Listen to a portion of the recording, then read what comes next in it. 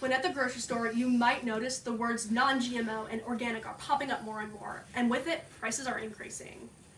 Is that extra 15 cents for your organic bananas actually worth it? As GMO technology increases, fear is becoming more prevalent. However, a lot of this fear is based on myth. As a matter of fact, GMOs actually have a lot of potential to make our world a better place. But to understand why they aren't that harmful and how they can actually help us, we first have to understand what they are. GMOs, or genetically modified organisms, are an example of agricultural biotechnology. While this might seem like a really new form of science, we've actually been using it for centuries. We've been using selective breeding to alter our plants and animals for a long time.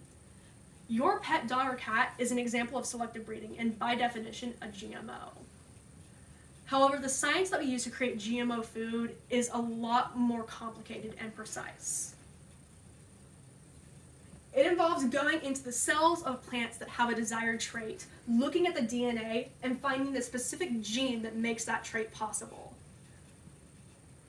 For example, if you have a tomato plant that grows larger than all the other tomato plants, you would go into the cells, find the gene that makes that possible, and isolate it.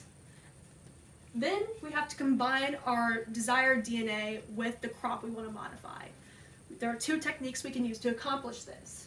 First of all, we can insert our new DNA into bacteria, which we then put into the plant we want to alter. This bacteria is non-harmful and is an easy way to make this possible.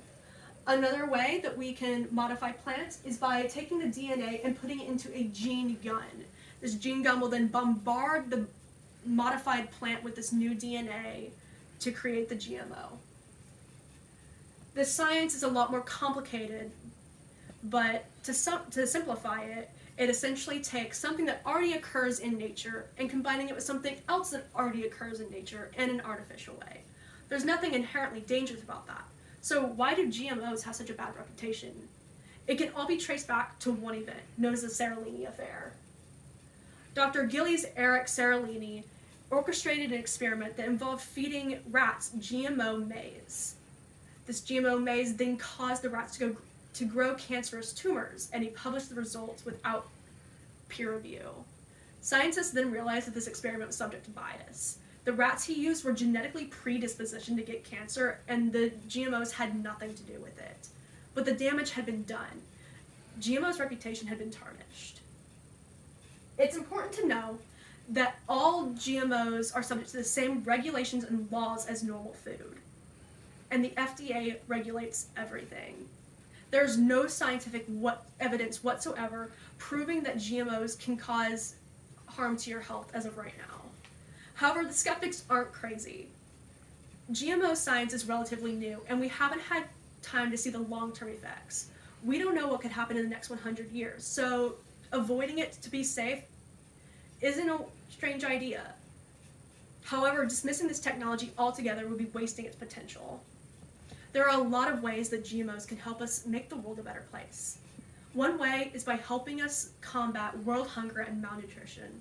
In the Philippines, children suffer from a vitamin A deficiency that causes tons of health problems, but this problem was resolved with the help of a GMO called golden rice.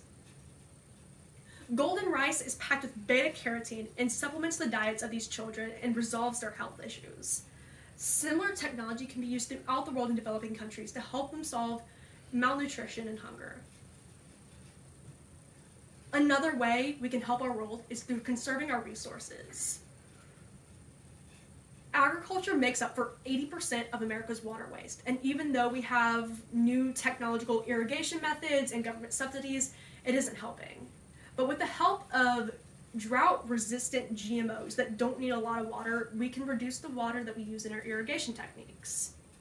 Another thing that wreaks havoc on our environment is chemical pesticides.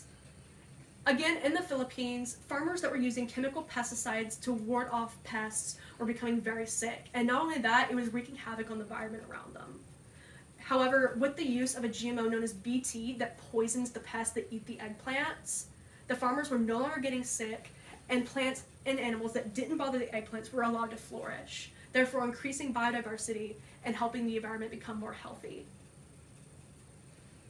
Overall, the GMOs have had an incredible benefit to our world, and helping people that are less advantaged.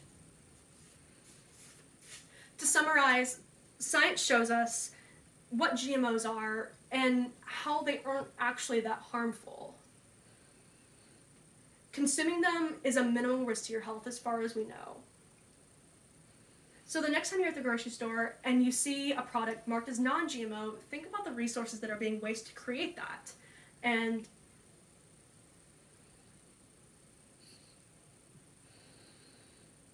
GMOs have a lot of potential to help make the world you live in a better place.